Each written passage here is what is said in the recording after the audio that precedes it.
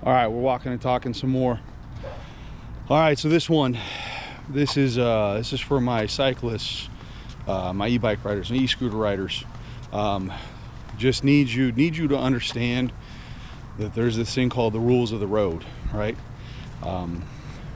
All of us, whether you're pedal cycling or you're on an e-bike or you're on an electric scooter, all of us are considered a motor vehicle, right? And I know as a cyclist, right, you're the motor, right? Your e-bikes, your e-scooters, let's just be honest about it, right? You have a motor on your vehicle, right? You can call it whatever you want, but it is a motor vehicle. And as such, we have to follow the same rules as cars do. Now, the good news about that is we're protected by the same laws that protect them. Now, I'm going to tell you straight up, you don't want to tangle with the car. You're never going to win, right? Doesn't matter if you've got the right of way, doesn't matter if you were right in the situation, you ain't winning, right? If you get hit by a car, it is not good. But let's talk about the flip side of that. So I see folks on their scooters, their e-bikes, and regular cyclists too, right? Whipping down the wrong side of the road, right? So why do you think we ride on the right side of the road, right? It's visibility, right? So cars can see us because we're right there on the right side of the road. We're following the same rules that they are. We're going the same direction as them. That's why pedestrians are instructed to walk the opposite direction of traffic. Again, visibility. They're going a slow speed. It's better for you as a pedestrian to be able to see what's coming at you. As a cyclist, you're going on the wrong side of the road.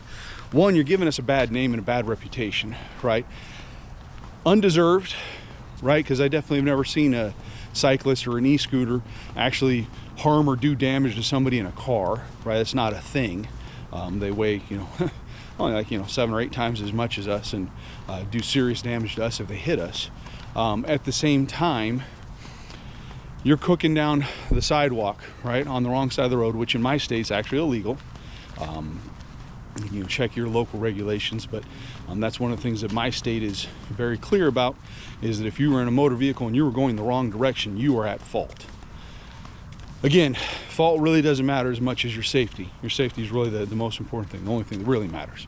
But you're whipping down the wrong side of the road, going 15 miles an hour, 20 miles an hour, and blowing through a sidewalk at a green light and expecting that person that's turning left to actually see you.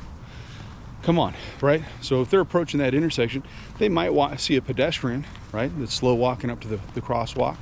And I can tell you those pedestrians probably are checking both ways before they get out there in the middle of the crosswalk, just because they want to make sure that they're not going to get run over.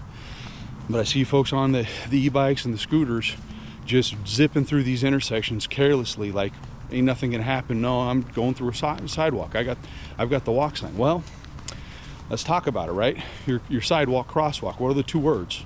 Walk. They are for pedestrians. They're not for people that are on motor vehicles, bikes, scooters, e-bikes. It doesn't matter whether it's e-bike or not, right? So you're blowing through that crosswalk. That person turning left's not looking to their left and back. It's not where they're supposed to be looking. It's not how they're supposed to be looking. And again, they hit you in that crosswalk. Even if for whatever reason the cops or whoever show up and they're like, oh, it's the driver's fault. If you're dead, it don't matter, right? Your family might be super excited for you that it was their fault and not yours, and that you were in the right and they were in the wrong. But that's really not really that helpful, right? So please understand that the rules of the road are there in place for your protection, your safety. And when you don't follow them, you give these drivers even more reason to dislike us, even more reason to be assholes out on the road and honk at us and swerve at us and coal roll us, yell stuff at us, throw stuff at us, right? It's stupid and it's petty and it's ignorant. Again, because there is no harm. Like, I'm sorry if I slowed you down for 30 seconds on your commute because I was crossing the road or I was driving next to you or I needed the right of way on the road, right? I'm sorry, But at the same time, when we're doing things wrong, we're putting us at risk, we're putting them at risk, we're creating problems.